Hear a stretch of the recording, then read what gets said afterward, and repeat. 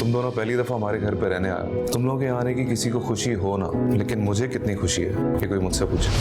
तुम्हारे दिल में इतनी हमदर्दी क्यों उठ रही है? एक तरफ भाई मारा जा रहा है और दूसरी तरफ तुम तारीफों के पुल बांध रहे हो। होश में रहकर बात करो करें। अपने किरदार पर एक भी लफ्ज बर्दाश्त नहीं करूंगी मैं। एंगेजमेंट रिंग कहाँ है? अम्मी के लिए रिंग बहुत इंपॉर्टेंट है। वो हर्ट होंगी अगर उन्होंने ना पहने हुए देखी तो। क्या हुआ बेटा? क्या? मैंने आपसे कहा था ना, यहाँ मत आए, यहाँ हमारी कोई इज्जत नहीं। आपने मेरी एक नहीं मानी।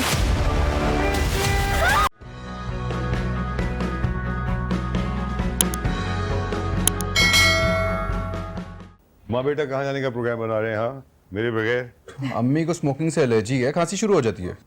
I'm so sorry बेटा, I completely forgot.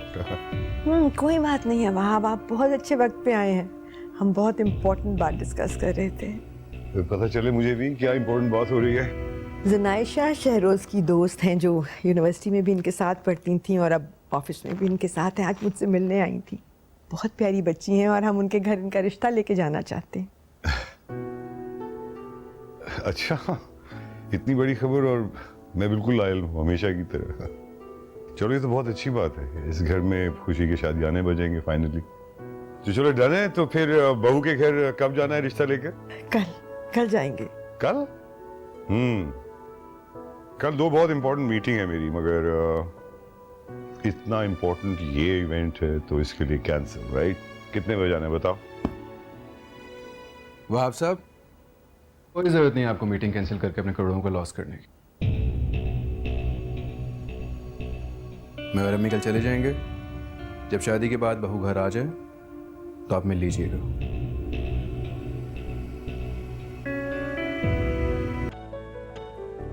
मैं चाहती हूँ कि इसी हफ्ते छोटी सी मंगनी की रस्म कर देते हैं और फिर हम डेट फिक्स करके और बहुत धूमधाम से शादी करेंगे इंशाल्लाह। जी, जैसे आपको बेहतर लगे, और इससे अच्छी बात तो कोई हो ही नहीं सकती। चलिए फिर मुंह मीठा करते हैं। जी बिल्कुल। शहरोज, लीजिए बेटे, रिंग पहनाइए। बेटे ये हमारी खानदानी रिंग है, हर बहू यही पहनती है पहले। बस इसे सिर्फ एक फॉर्मेलिटी समझ ली, रस्म।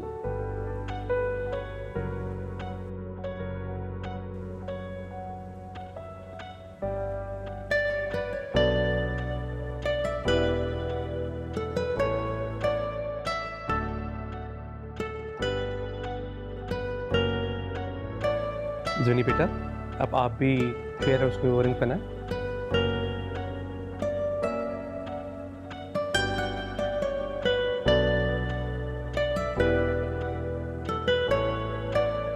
माशाल्लाह। मुबारक, बहुत मुबारक आपको। बहुत लो बेटा। There you go, मुबारक बेटा।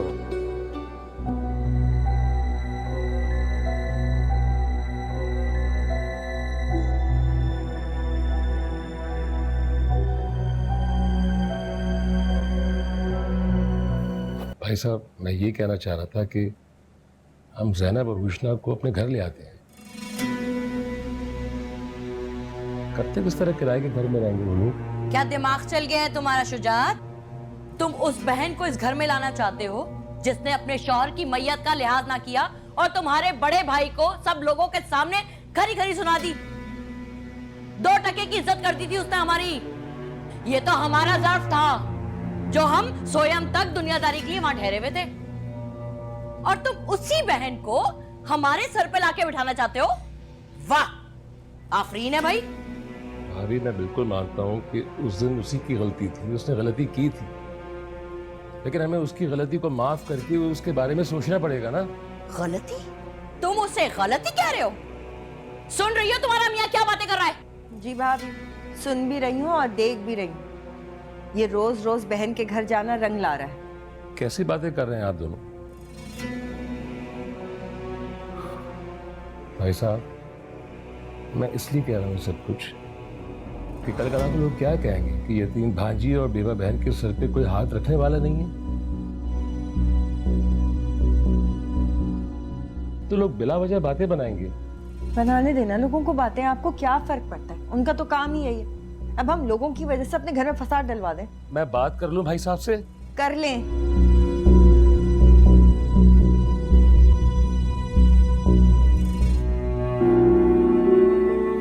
देखो भाई शुजात, मैंने तुम्हारी बात भी सुन ली और इन दोनों की भी। दोनों की तो सुन ली आपने। आप क्या कहते हैं? मेरी राय इनसे मुख्तलिफ नहीं है। हर इंसान दुनिया में कुछ खुशियां देखता है, कुछ गम देखता है। ज़ैनब को भी उसके हिस्से की आजमाइशें भुगतने दो।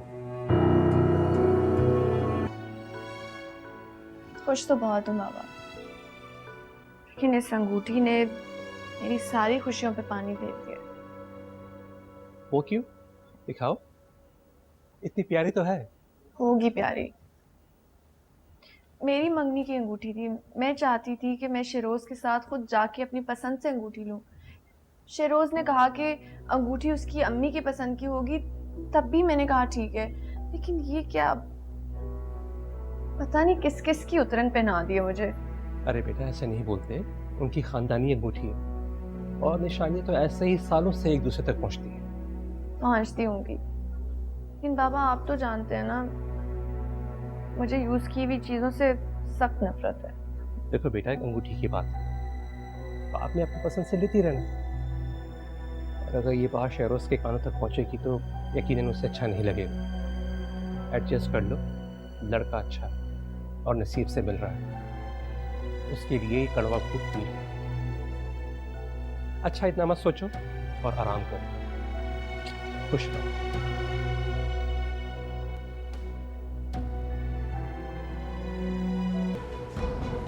सुना है रात को लोगों के घर दौड़ते हुए कदमों की आवाजें आती हैं। अरे भाई क्यों ना आए आवाजें? घर में कोई मर्द भी तो नहीं है। जिस घर में कोई मर्द ना हो तो उसमें आवाजें तो आती हैं भाई। अरे भाई, अरे अरे अरे अरे लोग तो नाराज हो गए भाई। हेलो, जाने दो। आ रही हूँ। क्या हो गया है? सब्र तो करो। क्या हो गया भाई? रुको।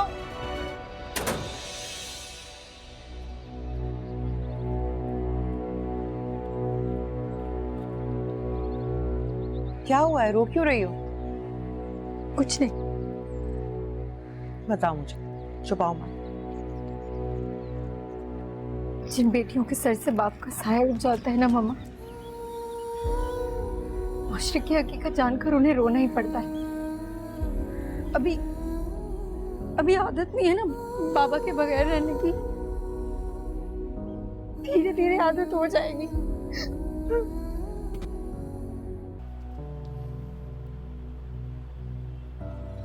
देखना अब मजा आएगा। दिन को बिना देखे ही गुजर गई थी ना।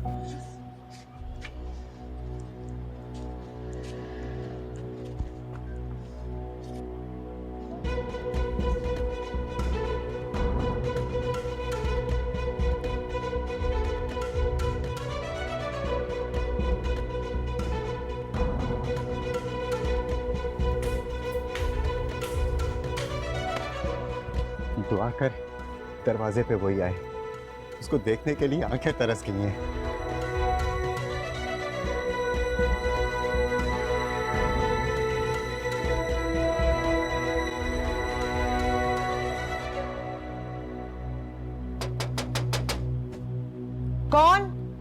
कौन है? आंटी हम हैं। असल में पूरे मोहल्ले की लाइट है और आपकी लाइट नहीं है, तो बस यही पूछने आ गए थे। क्या पूछना है? आंटी मैं इलेक्ट्रिशियन भी हूँ, आप दरवाजा खोलें, मैं अंदर आके चेक कर लेता हूँ, शायद बोर्ड में कोई मसला हो।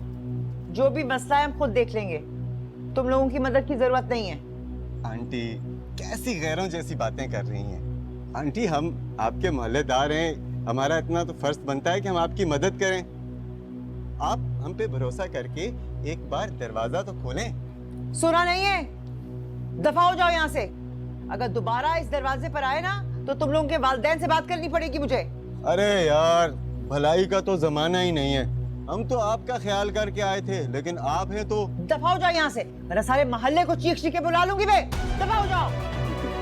निकलो निकलो। अरे भाई अच्छा हुआ आप मिल गए, भाभी तो इद्दत में होंगी। सारे रास्ते में ही सोचता हुआ आ रहा था कि पता नहीं किससे बात होगी। क्या कहना चाहते हैं आप? भाई देखिए, मैं आदमी हूँ खरा, बात भी खरी करता हूँ। फुरकान सालों मेरा मुलाजिम रहा, अच्छी दुआ सलाम रही। अब फुरकान नहीं रहा तो मुझे उसकी बेवा और बच्ची की परेशानी सोने नहीं देती। बस यूँ समझ लीजिए कि मैं फुरकान की रूह को सुकून पहुंचाने के लिए एक छोटी सी नेकी करना चाहता हूँ। क्या कोशिश करना चाहते हैं आप?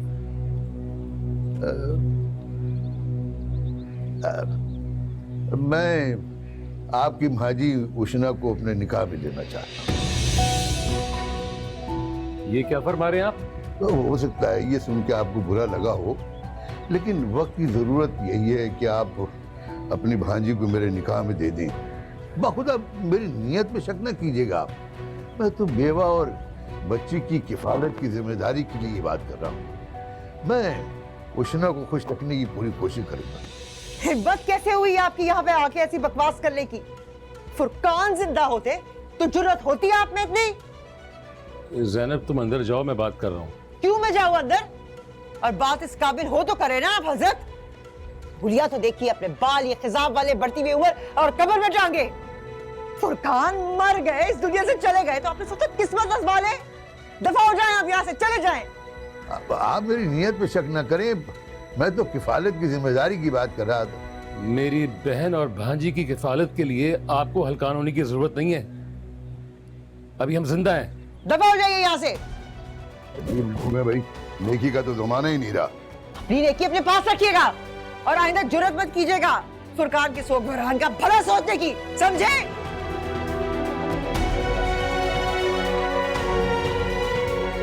Subscribe and press the bell icon to watch the latest dramas.